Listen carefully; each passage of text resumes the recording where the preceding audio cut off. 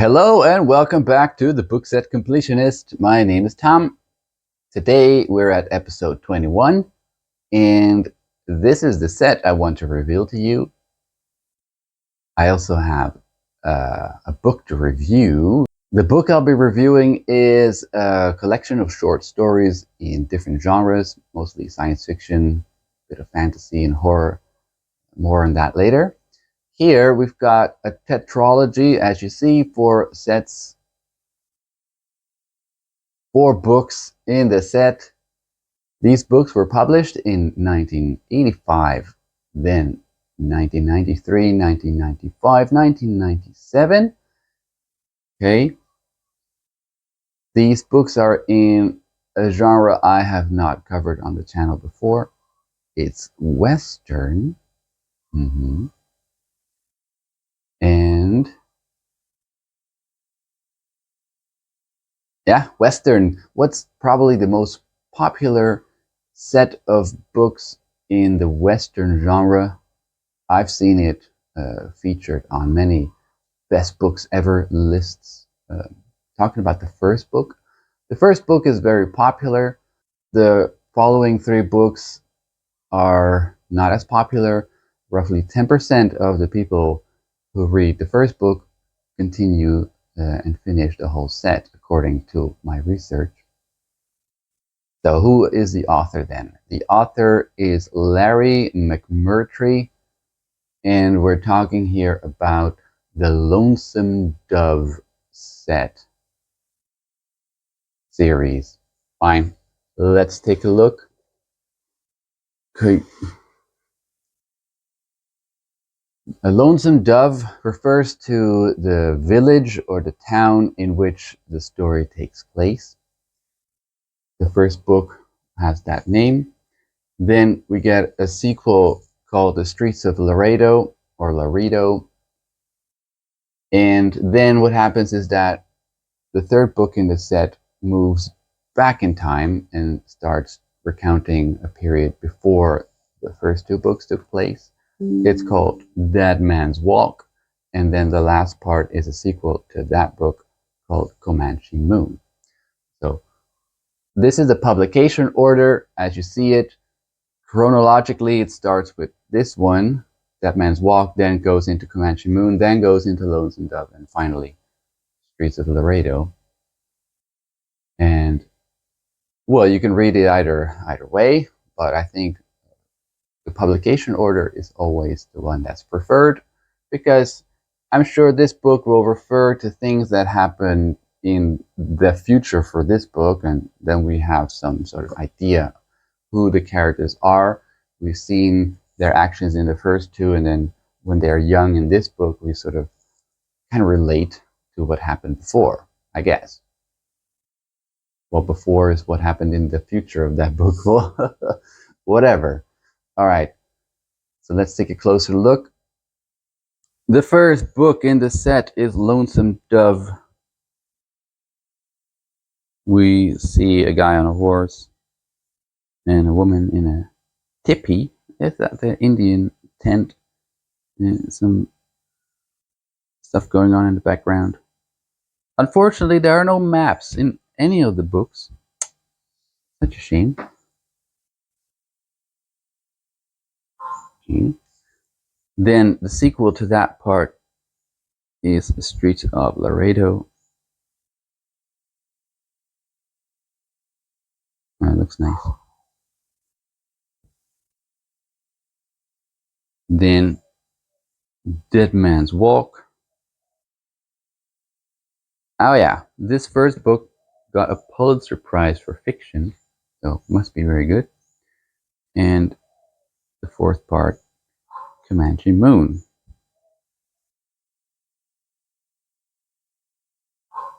This one sticks out, right? Should have had, it should be in the same livery as the others, but fine, that's how I got them. So if you go with the publication order, it's like this. Okay. If you want to read them chronologically, you need to start with this one, then Comanche Moon, then Dove, and then Laredo. But I don't think that's recommended.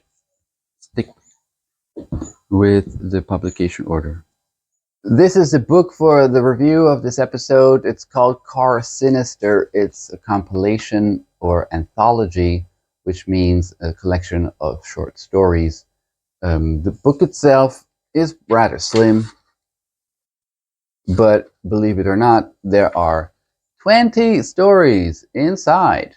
And so I will briefly go over them and, without spoiling anything, try to convince you to read that book. I think it's a good book. It's a nice collection of short stories, and so I think you should read it. Because it's nice. It's probably not something you've read before. I can guarantee it, because it's so different. It's a wide variety of stories, and I'm sure there's something in it for you.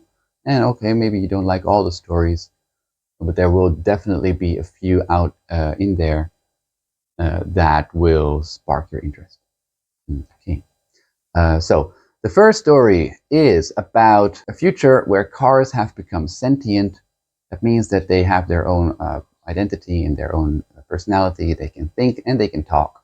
The driver works sort of in a symbiotic relationship with the car. And in this case, some cars have sort of gone rogue and no longer require drivers to operate. And there's this guy, main character, who goes after an evil devil car who is responsible for the death of the main character's brother. And the car he's driving is female in character. And we see some interesting conflict between what the car is supposed to do according to the driver and the car's loyalty or empathy towards her fellow cars that are roaming around in the real world, in the world. Well, there. The next story is about a vampire car. It's a car that is operated by, well, like any regular car. You push down the accelerator to go. Inside the accelerator pedal, there are some needles that insert into the driver's foot when the driver, well, operates the car, and sucks out the driver's blood in order to go forward. There. The third story is about a future where cars have become things that you can easily replace and throw away. And there's a massive problem with discarded vehicles that litter the roads everywhere.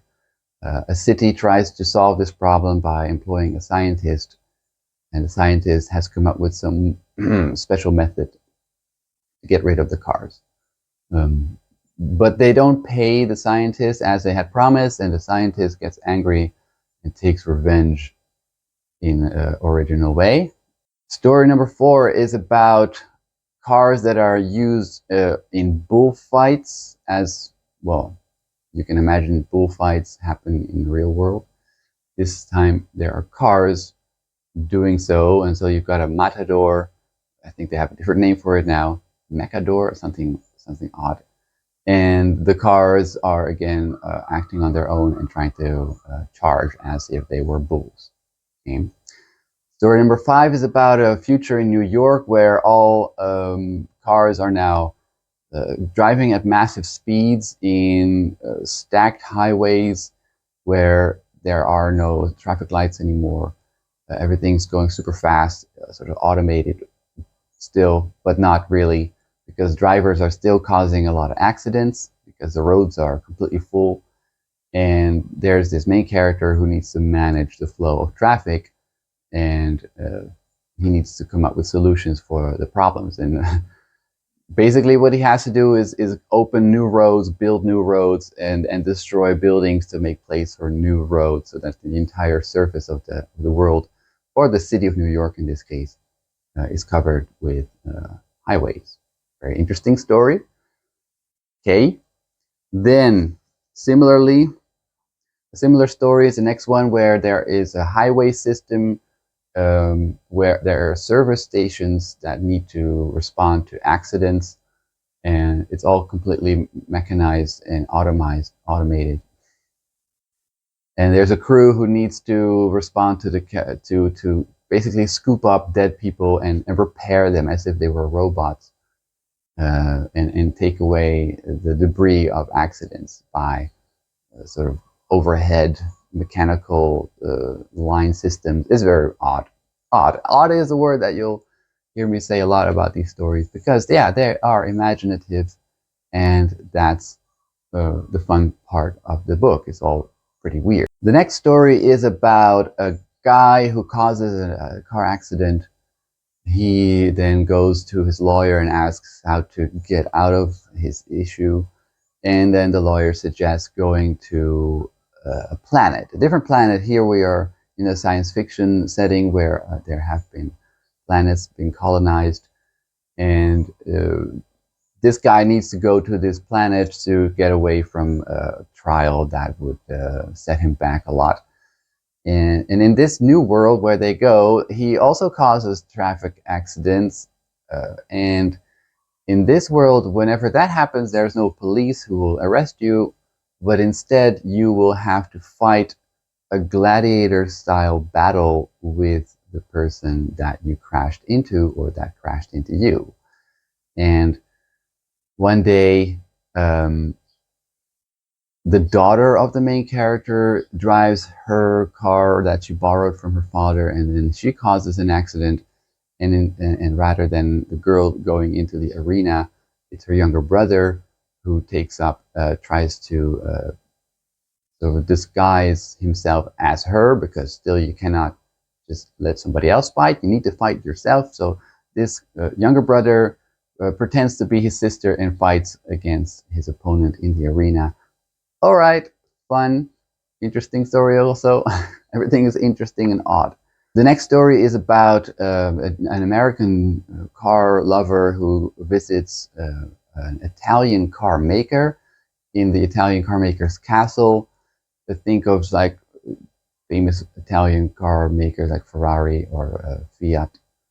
And this American guy is trying to solve some sort of mystery, and finds out that this car maker, who's on his deathbed, has developed a new car, super advanced, super cool. And as he is dying, this Italian car maker says, okay, you have it, man. You take this car, you bring it out, put it on the market. But when the American guy sees the car, he loves it a lot, but he thinks, okay, if I put this on the American market, I need to change almost everything, basically destroying that car. Weird one, okay? Next one is about a guy who is responsible for creating highways. He's building them everywhere, including in places where people don't want them. And he has a lot of enemies as a result. And one day he is driving his car on his own highway, but he gets lost in sort of the maze that he himself created. And he reaches a dead end and meets the people that oppose him, and stuff happens. Then there is a story where a guy is driving on the highway by himself, and he crashes into an old-time Ford called Edsel.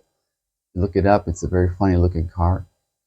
And as he tries to get out of his vehicle and try to sort of get help, he walks to a gas station where he calls the police, and the police arrives and says, okay, where's your accident? And he says, oh, it's way back up the road, and let's go. Okay, so they arrive, and his car is just standing there in the middle of the road, unharmed, untouched, completely fine, as if there had never been an accident. So the police guy is saying, hey, what are you doing? Are you pulling my leg or what? He said, no, I was in a crash with this car, and I don't know what. Okay, so the guy goes into another gas station, talks to the old attendant over there, and this guy recognizes what happened, because apparently the car that this main character crashed into is a ghost car, and accidents like that have happened before a lot, but every time the accident happened, but it also didn't happen. It's as if, well, I don't know how to explain it. It's mysterious. Yeah, that bit of a ghost story. Okay. Then there's a story where a guy goes into a garage to service his car. When he takes it back after a day, the car is pregnant and later gives birth to a just fully functioning car. It's preposterous, but why not? Then there's a story about a future where cars never became popular. There was an inflection point where they could choose for the car, or in this case, they chose for trolleys, where there are trolley trains that are connected to every village, every city, and cars never really became a thing. Also, quite odd. And then there's a story about um, a future, well, it's actually the present, where people, there's a group that tries to solve the problem of air pollution caused by exhaust gases from cars. And so what they do is they plant trees along all the roads, or at least in a part of their area. And these trees grow up, these trees bear fruit, the fruit falls onto the roads and cause the road to become, well, what does it do? There's sort of a slick surface on the road from these fruits that evaporates the rubber in the car's tires, and all cars are then immobilized because their tires are gone. And they try to use these trees everywhere and cause roads to become no-go areas. And people around and governments don't know what's causing this until finally somebody figures it out. Then there's a weird story about a system where people can drive cars like normally, but there are these super fast highways that transport cars to the other side of the country within minutes. And some people get stuck on that. They accidentally end up on that road and get themselves transported very quickly to the other end of the country, where they then are stuck because they are too afraid to go back. Weird. Oh. There's a story where there are two factions. One is the automobile drivers, the other ones are pedestrians, and they are continually at war with each other, trying to destroy the other in a very odd way. The cars are trying to hit pedestrians on zebra crossings intentionally. The pedestrians have guns that can shoot at the cars as they try to run them over. It's very weird, but fun. Then there's a story where cars have been outlawed, where there's still a select group of people try to drive them against the law. Then there's a police person who tries to catch these people, and you get a cat and mouse situation. This guy, the main character, joins a gang of these sort of, illegal car drivers, and there's a chase, and the police guy tries to kill everybody in cars. Also weird, but fun. There's a short story about a guy fixing Cadillacs. Also weird and not interesting. There is a weird story where people wear cars as dresses, where people were once driving their cars as usually, but then got so comfortable driving their cars that they didn't want to get out of them, and then started, living in them. And then some automobile maker thought, okay, this is not practical, but we still need people to stay in their cars. And so they made cars very small to fit around an individual as if they were wearing clothes. And that's then how people live. And the story about a girl who buys a new car dress. They're called dresses. And very weird, but fun. It's sort of a social critique against car users and social structures, because the girl almost gets raped by another guy in a car dress, and she finds a guy who is a nudist. A nudist is a person just like everybody else, us right here, who doesn't like wearing car dresses and just uses his own body and his actual clothes, fabric clothes, and live like a normal person. But in this story, those are the weird ones, and living in a sort of a commune where they just live like regular people like you and me, but in the story, they're outcasts. So very weird. There's an interesting story about a future where pollution has reached lethal levels and cars are responsible for that. So cars have been outlawed once again, but there is a report of somebody driving a car. Anything that exhausts, is that the right word? Anything that produces gases into the air, even smoking a cigarette, is banned, is illegal. And the story deals with an agent who works with a government agency that monitors air quality. He has to go after this car and needs to find out who is responsible for driving it and making it. And yeah, and interesting. It's like a detective story, quite good, that one. And then the last one is about road rage, where a guy gets overtaken by another guy and then cuts him off, and there's this conflict, of course. And so in this world, you can challenge people that offend you on the road to a sort of death race where cars are equipped with technology to shoot stuff at each other and to do all sorts of weird, uh, basically to try to kill each other on the road. And this is what happens then. You see a battle between two cars, and it's fun, it's great, and it's the last one. So a lot of these stories are written by science fiction authors from the time. These stories were published in the 1970s.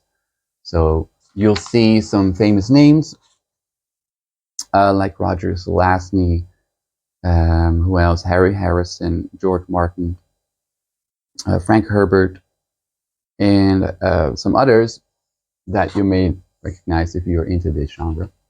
And so, yeah, check it out. It's fun. Some of them are bad, others are pretty good. Overall, I think you'll be entertained. So try it out if you can find it. It's not a very common book to find, so you might be lucky if you can find it. And that's it for today. Thank you for watching, and see you in the next one.